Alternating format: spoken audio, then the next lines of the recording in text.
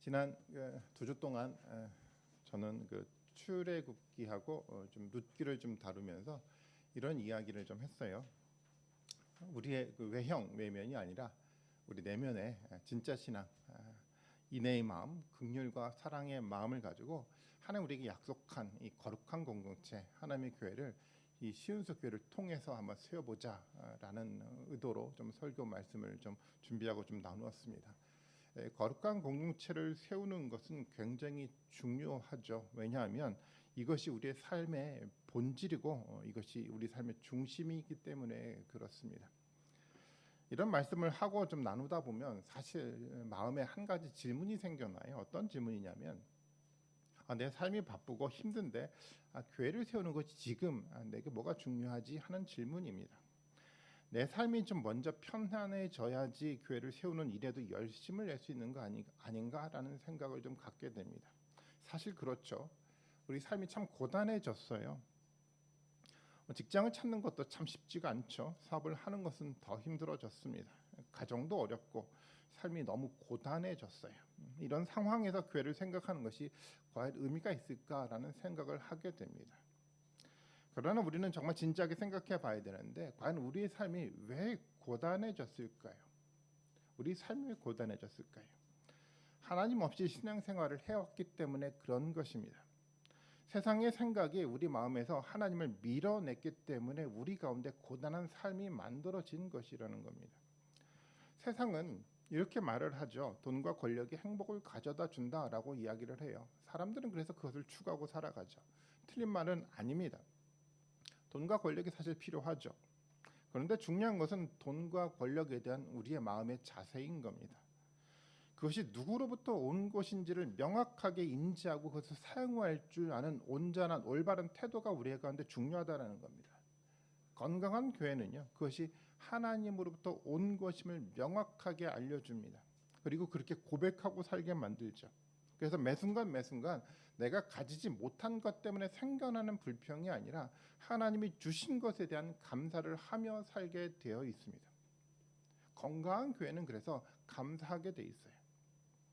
그러나 세상 그런 마음을 갖게 하지 않죠. 세상은 재물과 돈과 권력이 사람들 자기 자신의 것이라고 말을 하죠. 자신의 것이기 때문에 빼앗기면 안 된다라고 얘기를 해요. 그래서 지켜야 하고 경쟁에서 싸워서 이겨야 한다라고 이야기를 합니다. 그런 갈등과 싸움이 사실은 우리를 고단하게 만드는 것입니다. 그렇게 살다 보면 뭐가 여러분 남습니까? 물론 돈이 남을 수 있어요. 권력도 남을 수 있어요. 하지만 인격적인 관계는 다 사라집니다. 친구도 가족도 다 떠납니다. 혼자 남게 됩니다. 불편합니다. 혼자 남아서 자신이 불행하다라고 생각하고 살게 된다라는 겁니다. 고단한 삶을 살게 되어 있습니다. 하지만 하나님의 마음을 품고 사는 사람들은 정말 다르죠. 내게 있는 것이 내 것이 아니라 하나님이 우리에게 주신 것이라고 생각하기 때문에 나눌 줄 압니다. 가장 중요한 나눔인 마음을 서로 나눌 줄 아는 그런 상황이 생겨나게 되어 있어요. 나누면 사라질 줄 알았는데 그런데 나누면 사라지는 것이 아니라 더 풍요하게 우리 가운데 경험된다는 것을 알게 돼 있어요. 사실은 경쟁이 우리 가운데 풍요를 가져다 주는 것이 아니라 진정한 나눔이 우리 가운데 풍요를 가져다 주거든요.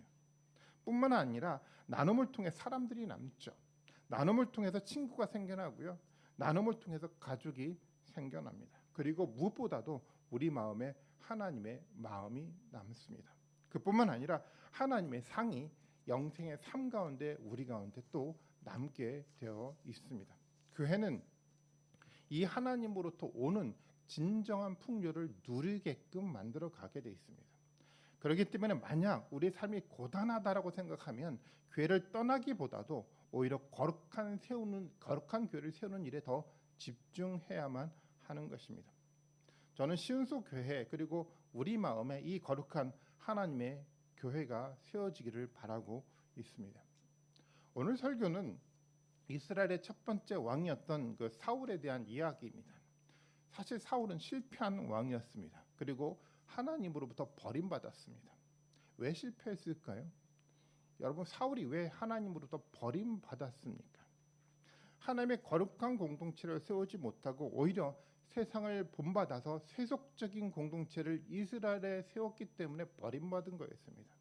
우린 이런 사울의 모습을 살펴야 합니다. 왜냐하면 사울과 같은 실패를 우리도 하지 않기 위해서 그런 겁니다. 이스라엘은 왕을 요구를 했어요. 여기서 우리가 살펴야 될 것은 백성들이 과연 어떤 마음으로 왕을 요구를 했는지를 살펴야 됩니다. 사무엘상 8장 5절 말씀 봐볼까요? 이렇게 얘기를 하고 있습니다. 그들이 사무엘에게 이야기했습니다. 보십시오. 어른께서는 늙으셨고 아드님들은 어른께서 걸어오신 그 길을 따라 살지 않습니다. 그러므로 이제 모든 이방 나라들처럼 우리에게 왕을 세워주셔서 왕이 우리를 다스리게 하여 주십시오라고 요구를 했어요. 이스라엘 지도자들에게 문제가 생겨났잖아요. 지도자들이 하나님을 두려워하지 않았어요. 하나님이 아닌 자신을 위해서 재물과 권력을 모으기 시작을 했어요. 시내산 언약을 통해서 말씀하셨던 하나님의 약속을 마음에서 버렸어요. 하나님의 거룩을 이루는 것에 그들은 관심을 갖지 않았습니다. 백성들도 그런 모습을 지도자들 속에 보기 시작을 했어요. 그래서 이 백성들이 지도자를 거부했습니다. 그리고 왕을 요구했어요. 제사장을 중심으로 했던 통치를 왕을 중심으로 한 통치로 완전히 시스템을 바꾸는 요구를 이스라엘 백성들이 했던 거였어요. 이스라엘의 근본을 바꾸는 근본적인 개혁적인 요구였습니다.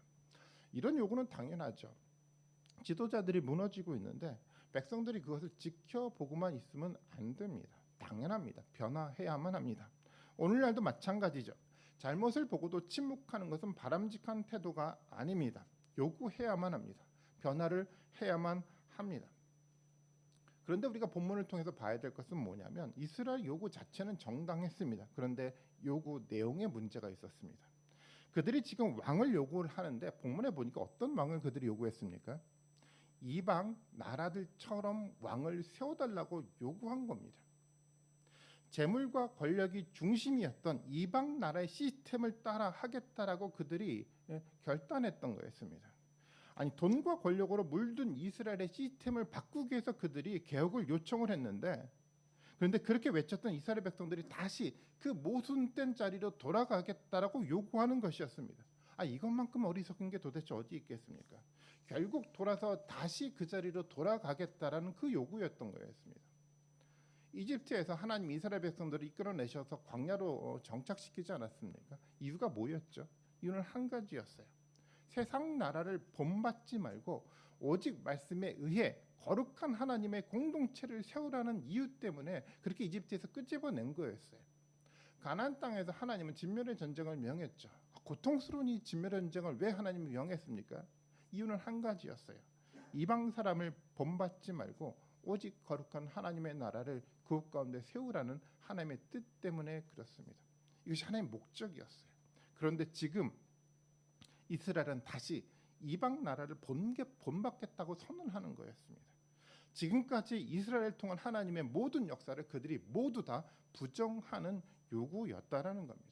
하는 마음을 잃었어요. 이방 나라를 따라 인간의 나라, 인간의 왕을 세우겠다라고 그들이 요구했던 거였습니다. 개혁을 외쳤지만 다시 그 자리로 돌아가려고 하는 모습을 우리는 이스라엘의 요구 속에서 보게 됩니다. 이런 요구는 사실은 이스라엘의 모습을 통해서뿐만 아니라 오늘 우리의 모습을 통해서도 그대로 똑같이 보게 됩니다. 오늘날 많은 교회들이 이런 실수를 반복해서 하고 있습니다. 기존 교회 지도자들의 문제를 보고 성도들이 침묵하지 않았어요. 요구하기 시작했어요. 당연합니다. 그런데 그들의 요구가 과거와 같은 동일한 요구에 있다라는 겁니다. 언젠가 어떤 목회자를 만나서 이야기를 한 적이 있었어요. 아주 개혁적인 어떤 교회를 세우려고 많은 시도를 하고 있었던 분이었습니다. 질문을 했죠. 왜 이런 교회를 세우려고 합니까? 그분의 대답이 아주 당혹스러웠어요. 이렇게 개혁적인 교회를 세워야 성도들이 교회에 모이기 때문입니다. 다시 재물과 권력이 있는 큰 교회를 세우기 위해서 개혁을 외치고 있었던 거였습니다. 다시 그 자리로 돌아가겠다는 선언과 같았습니다. 우리에게 필요한 것은 개혁의 외침이 아니라 거룩하게 살겠다는 결단이 사실은 필요한 것 아니겠습니까? 지난 시간 우리는 하나님 없이 예배를 반복해서 드려왔잖아요. 그것을 들여다보면서 그 예배를 만들었던 누군가를 비난하는 것이 우리에게 중요한 것이 아니라 이제 우리가 하나님 없이 예배했던 지난 삶을 회개하는 기도가 우리에게 진짜 필요한 거였습니다. 말씀을 제대로 배우지 못한 것에 대해 누구를 비난하는 것이 중요한 것이 아니라 이제 우리가 정말 하나님 말씀을 바르게 배우겠다라는 결단하는 것이 우리에게 필요한 거였습니다. 사람이 아니라 오직 하나님만이 온 세상의 왕이라는 사실을 실제적으로 고백하고 그것을 인지하고 살아가는 그 모습이 우리에게 실제적으로 필요한 거였어요. 이런 노력이 없다고 한다면 어떤 개혁도 어떠한 고상한 시스템도 공허한 것이 될 수밖에 없습니다. 떠나려 했던 그 자리로 돌아오게 만든다라는 겁니다. 오늘 본문의 이스라엘과 사실은 오늘 우리의 모습은 조금도 다르지 않습니다. 이스라엘과 오늘 우리의 모습을 보면 어떻게 생각하면 굉장히 실망스럽죠. 왜 저 정도밖에 되지 않지? 우리의 모습을 보면서도 그런 생각을 하게 될 거예요. 왜 우리의 모습이 이 정도밖에 되지 않지? 우리가 과연 할 수 있을까? 근데 아직은 괜찮아요.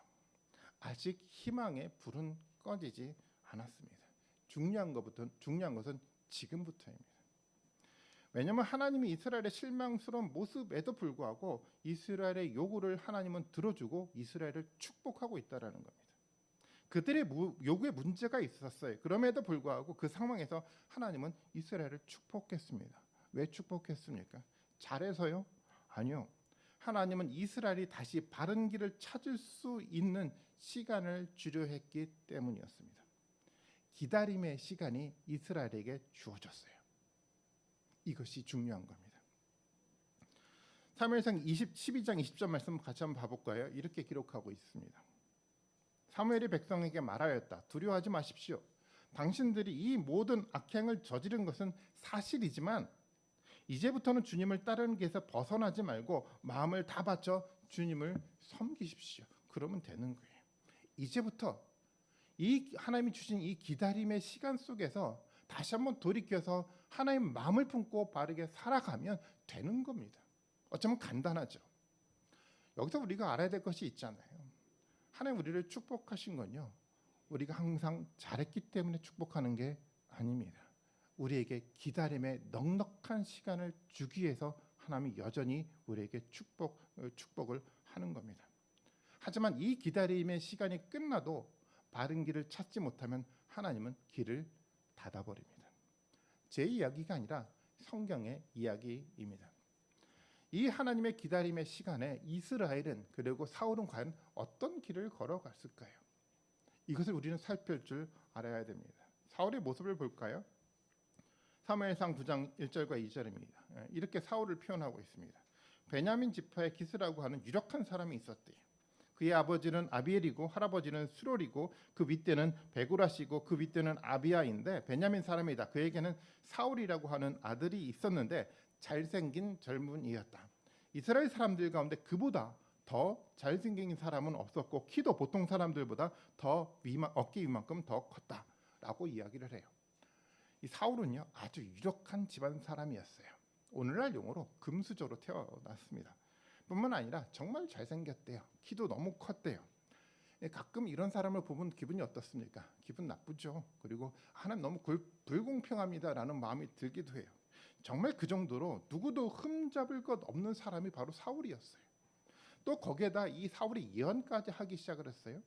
사무엘상 10장 6절과 7절의 말씀에 보면 이렇게 얘기를 합니다.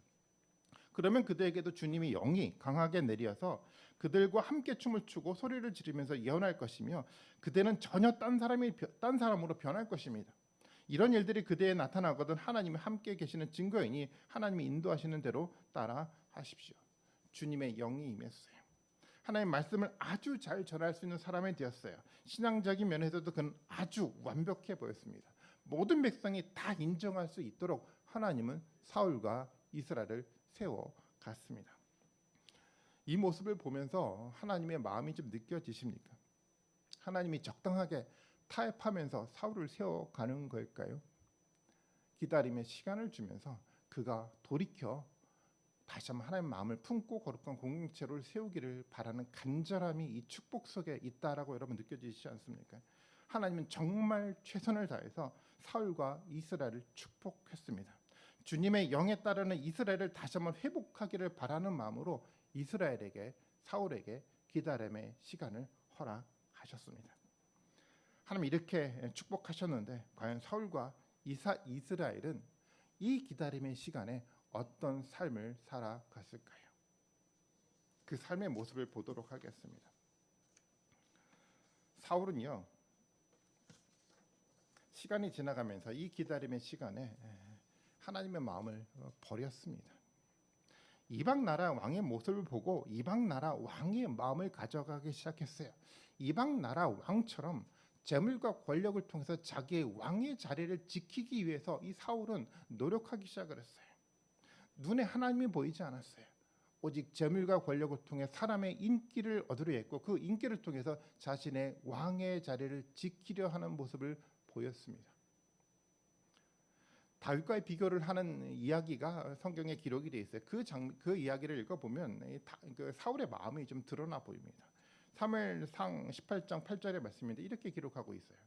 이 말에 사울은 몹시 언짢았는데 어떤 말을 생각날수록 화가 치밀었대요. 사람들이 다윗에게는 수만 명을 돌리고 나에게는 수천 명만 돌리니 이제 그에게 돌아갈 것은 이 왕의 자리밖에 없겠군 하고 투덜거렸다라고 기록하고 있습니다. 사울은 지금 하나님이 아니라 사람을 두려워했어요. 사람들의 눈치를 보기 시작을 했어요. 백성들이 자기 왕의 자리를 뺏어다가 다윗에게 주는 것을 두려워했던 거였어요. 하나님이 아닌 사람들의 눈치를 보며 이스라엘을 통치했습니다. 사울은 왕의 자리가 자기의 것이라고 생각을 했어요. 이스라엘의 진정한 왕은 하나님이신데도 불구하고 그 자리가 자신의 것이라고 사울은 여기기 시작을 했어요. 이방 나라 왕과 같은 마음을 갖게 된 것입니다. 오늘날 이런 마음을 가지고 지도자들이 많이 세워지지 않습니까? 사람들의 눈치를 보면서 교회를 이끌어나가요. 사람들의 눈치를 보면서 말씀을 전합니다. 좋은 이야기를 하고 듣기 편한 이야기만을 골라 만들어가면서 사람들의 인기에 부합한 설교를 하기 시작을 했어요. 또 그렇게 하면서 이 지도자들이 교회 성도들을 자기 편으로 만들어가고 그리고 성도들을 지배하려고 하고 있습니다. 성도들이 주인이 마치 자기라고 생각하게 되었다라는 겁니다. 교인이 낸 헌금도 자신의 것이라고 생각했어요. 이 말도 되지 않은 오만한 태도를 가진 목회자들이 지도자들이 지금 생겨나고 있다라는 겁니다. 자신보다 능력이 있는 부목사가 교회에 들어오게 되면 아시는 것처럼 다음에 그 부목사는 교회를 사임해야 됩니다. 그렇지 않으면 성도들이 담임 목사의 자리를 뺏어다가 부목사에게 줄 것이라고 담임 목사가 생각하기 때문에 그렇습니다. 그래서 부목사는 아주 숨죽이고 적당하게 목회를 해야 오래 교회를 버틸 수 있는 상황에 처하게 됐습니다. 목회자는 목사는 교회 주인이 아닙니다. 목사뿐만 아니라 그 어떤 누구도 교회를 소유할 수 없습니다. 교회의 중심은 오직 하나님 한 분밖에 안 계십니다. 그 자리에 누군가가 세워졌을 때, 그 자리에 누군가가 세워지려고 할 때 신앙은 무너지고 교회도 무너지게 되어 있습니다. 그리고 하나님으로부터 버림받게 되어 있습니다. 물론 그 자리를 좋아하는 사람은 하나님부터 버림받아도 괜찮다고 생각을 하더라고요. 교회의 거룩이 무너져도 교회 안에 건물과 돈과 사람들만 남으면 괜찮다고 생각하게 되었어요. 하나님이 두렵지 않았어요. 교회 지도자 위치에 있는 사람들은 그래서 정말 하나님 앞에 민감하게 반응해야 됩니다. 자신의 소리를 내지 말고 성령의 소리를 들을 줄 아는 민감함이 지도자들 가운데 있어야 되지만 공동체가 건강하게 바르게 세워져 갈 수가 있습니다. 사울의 모습을 볼 수 있어야 됩니다. 사울의 모습을 또 보겠습니다. 어떤 문제가 사울에게 있었을까요? 사울이 아말렉과의 전쟁을 했는데 이 전쟁은 가나안 정복 전쟁과 같았어요. 하나님은 모든 것을 다 진멸하라고 명령을 했어요. 그들을 하나도 본받게 하지 않기 위해서 진멸하라고 명령을 했는데 사울은 아말렉의 모든 생명을 진멸시켜야 했어요. 그런데 아간이 했던 범죄처럼 가장 소중한 것을 남겨두었어요. 사무엘상 15장 9절 말씀 봐볼까요? 우리 함께 읽어보겠습니다. 15장 9절을 함께 같이 한번 읽어보겠습니다. 시작.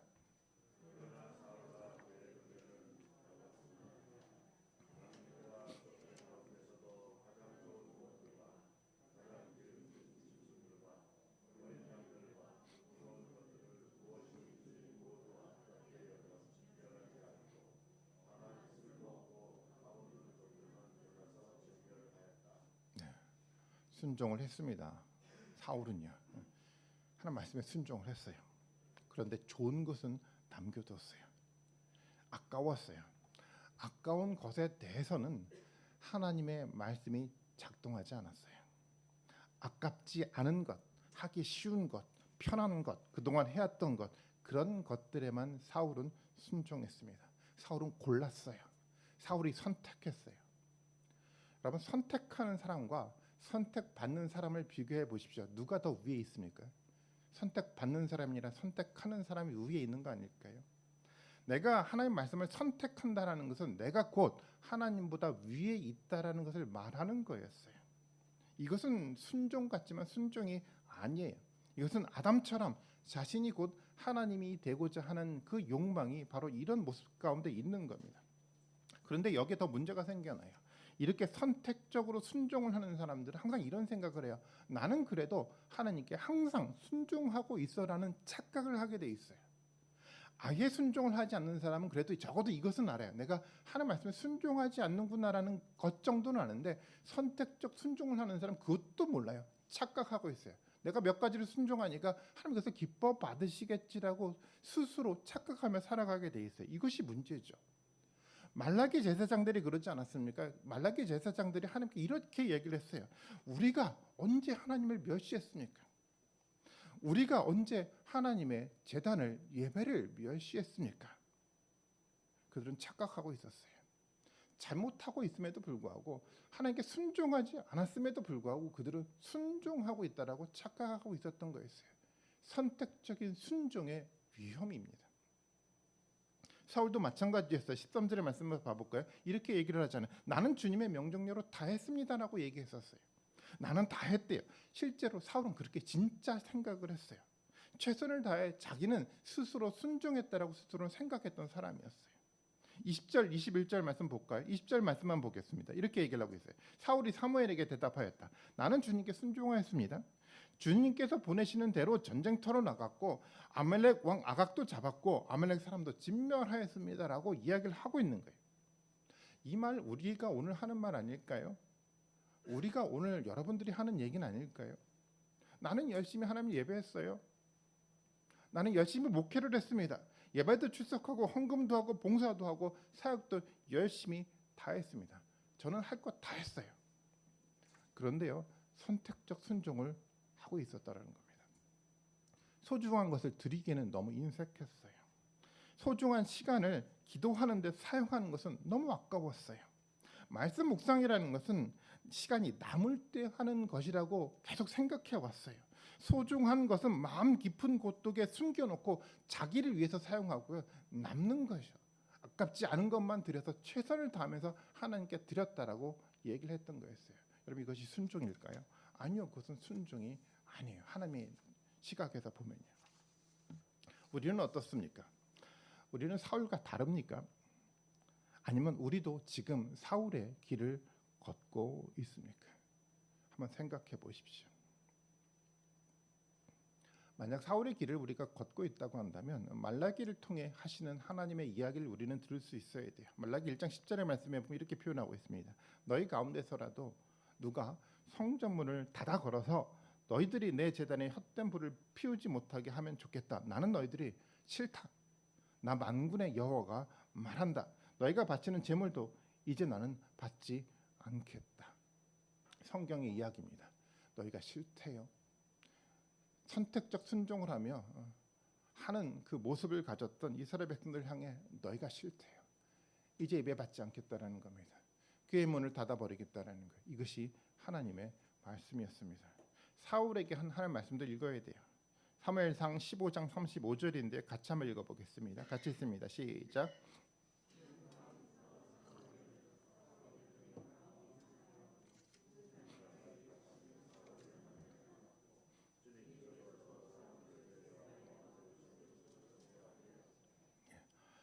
이 말씀 읽고 싶지 않죠. 사울 때문에 마음이 상해서 죽는 날까지 다시는 사울을 만나지 않았대요.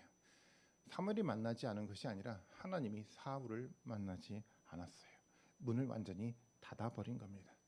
기다림의 시간에 아무런 반응도 하지 않고 오히려 세상을 더 닮아가려고 하고 있는 사울을 바라보면서 하나님 문을 닫아버리고 내가 너를 왕으로 세운 것을 후회하고 있다라고 하나님 말씀하고 있는 겁니다. 이 말씀이 우리를 향한 하나님의 말씀이 아니었으면 좋겠어요. 사람들의 요구에 문제가 많이 있었지만 그래도 하나님은 이스라엘 백성들을 축복했습니다. 하나님의 마음에 부합한 삶을 살기를 원하며 하나님은 기다리면서 이스라엘 백성들을 끊임없이 축복하고 기다렸습니다. 그런데 이스라엘은 하나님의 기대를 완전히 저버렸습니다. 그래서 하나님은 더 이상 사울에게 말씀을 주지 않았어요. 하나님은 사울을 버렸습니다. 오늘날도 많은 사람들이 선택적 순종을 하면서 하나님을 예비하고 있다라고 생각하고 살 거예요. 필요한 말씀만 선택해서 말씀을 들으면서 하나님의 말씀을 듣고 있다라고 생각하며 살고 있을 거예요. 우리는 하나님의 말씀을 선택하지 말아야 됩니다. 여호수아의 말씀처럼 성경에 기록된 그대로 말씀을 겸손하게 묵상하고 순종할 줄 아는 결단과 태도가 우리 가운데 필요한 겁니다. 그것이 하나님의 기다림의 시간에 우리를 향한 하나님의 기대인 겁니다. 사무의 꾸지람을 볼까요? 22절의 말씀입니다. 너무 잘하는 말씀인데 같이 한번 읽어보겠습니다. 시작.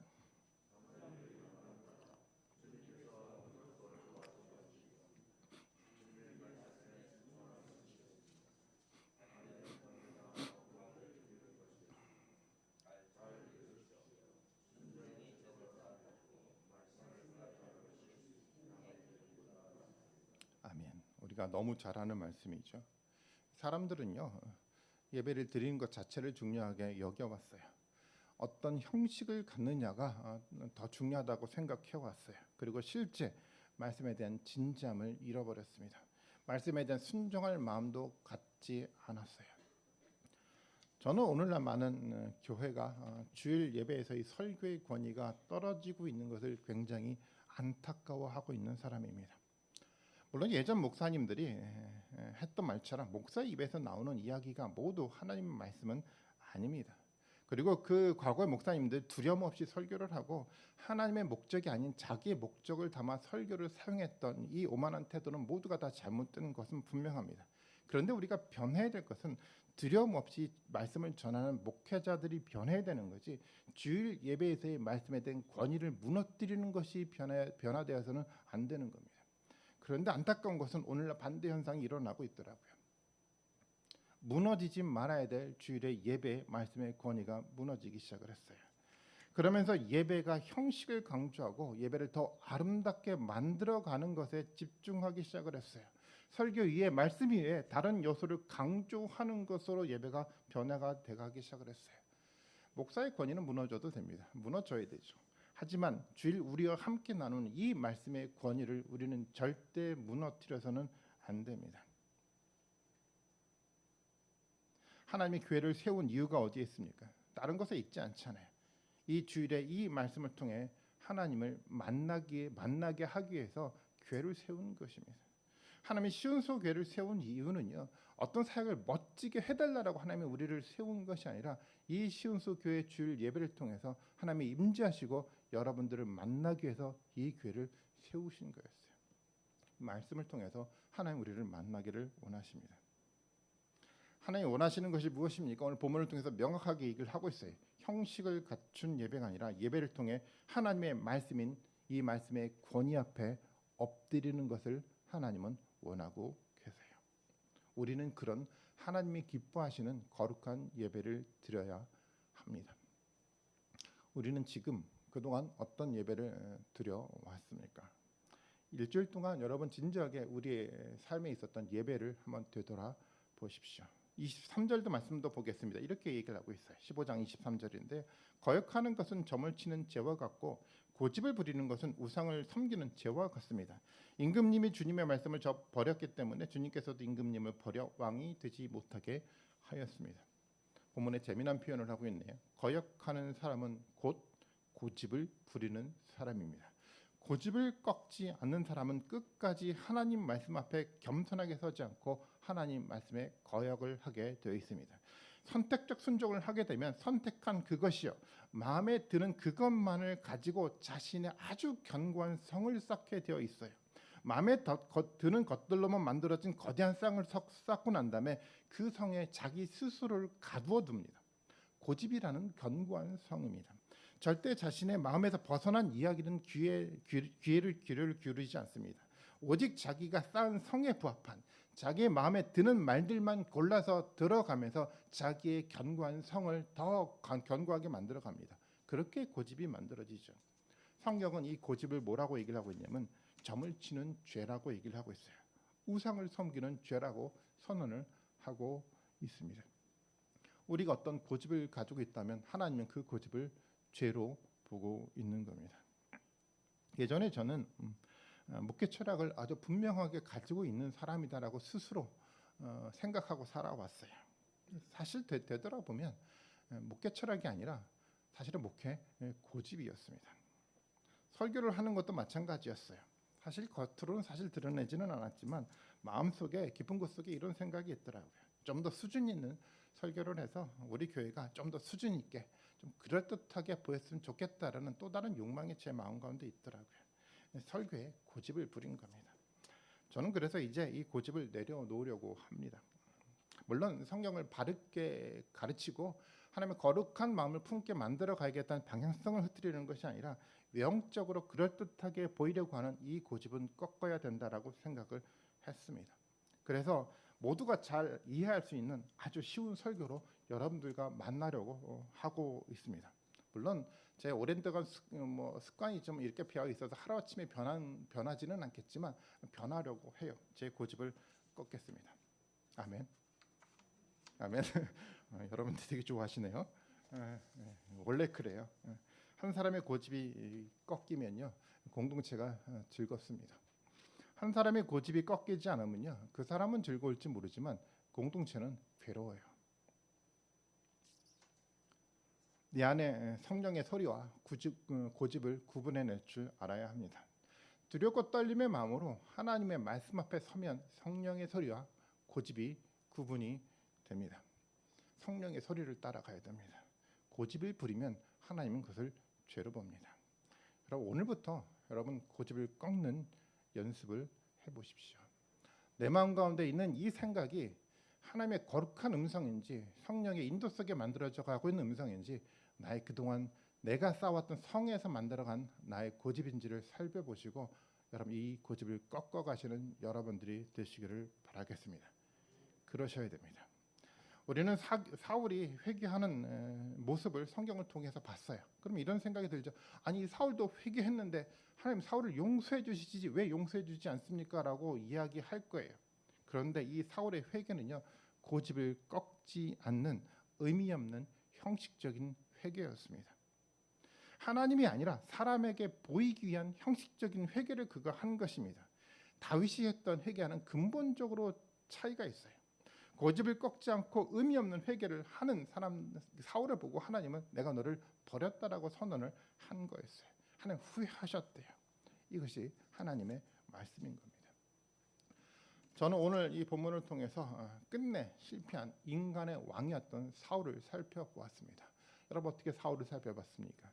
사울의 모습을 통해서 또 우리가 보이지 않았습니까?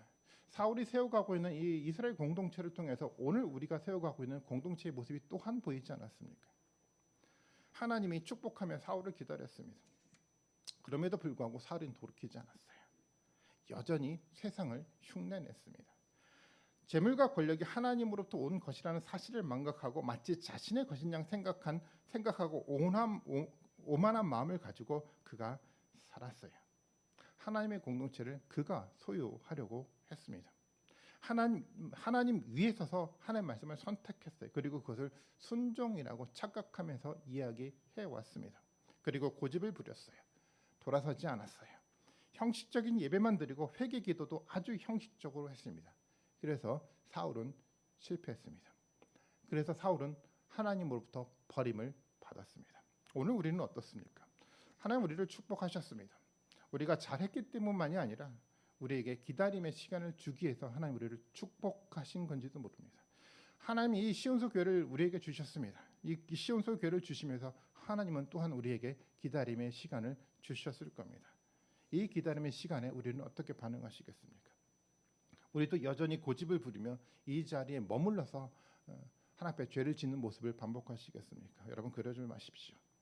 기다림의 시간에 여러분 룻처럼 우리 내면을 단단하게 만들어가는 여러분들이 되셨으면 좋겠어요. 룻처럼요, 우리 마음속에 하나님의 거룩한 말씀을 깊이 있게 심어 인애의 마음, 긍휼의 마음, 사랑의 마음으로 풍성하게 만들어가는 여러분들이 되셨으면 좋겠어요. 그래서 그 말씀이 인격이 돼서 우리의 거룩한 성품을 만들어가는 우리가 되었으면 좋겠습니다. 그렇게 거룩한 교회가 세워져 갈 때 하나님 우리를 보고 기뻐하실 겁니다. 그러면 하나님 우리를 건강하게 만들어 갈 거예요. 우리 마음이 건강해져 가면 그 건강한 마음 속에서 행복의 참된 의미를 발견하게 될 겁니다. 여러분 어렵게 느껴지십니까? 여러분 절대 어렵지 않아요. 아주 쉬워요. 매주 여러분 예배에 참석하십시오. 매주 예배에 참석하시면서 우리가 나누고 있는 말씀 속에서 이 말씀을 우리의 마음에 하나씩 심어가는 연습을 하시면 됩니다. 때때로 잘 안 될 때가 있죠. 난 왜 이렇게 잘 안 돼? 여러분 걱정할 필요가 없어요. 그래서 하나님 우리에게 누구를 보내주셨습니까? 그래서 예수님 보내주신 거예요. 잘 안 되잖아요. 그래서 하나님이 이곳 가운데 하나님의 교회 시온소교회를 세우신 겁니다. 안 돼도 괜찮아요. 잘못해도 괜찮아요. 하다가 중단하고 실패해도 괜찮아요. 매주 나와서 다시 한번 결단하면 됩니다. 우리 마음 가운데 하나님 말씀 붙들고 하나님의 성품을 심겠습니다. 형식적인 모습이 아니라 내면이 꽉 찬 하나님을 섬기는 그런 마음을 우리가 갖겠습니다. 매주 결단하시면 돼요. 매주 결단하게 되면요, 시간이 지나가면 지나갈수록 조금씩 예수 그리스도와 함께 변해가는 우리의 모습을 보게 될 것입니다. 기다림의 시간에 여러분 사울과 같은 실수를 하지 마십시오. 그래서 저는 우리 모든 분들이 정말 이 기다림의 시간에 정말 하나님 마음을 품는 이 길로 돌아서기를 정말 바라고 있습니다. 예배 시간을 여러분 정말 귀중하게 여기시고 시온소교회를 하나님 세우시고 교회를 통해서 만들어져 가고자 하는 그 하나님의 마음, 성령의 예민한 소리를 여러분 들으시는 여러분들이 되셨으면 좋겠어요.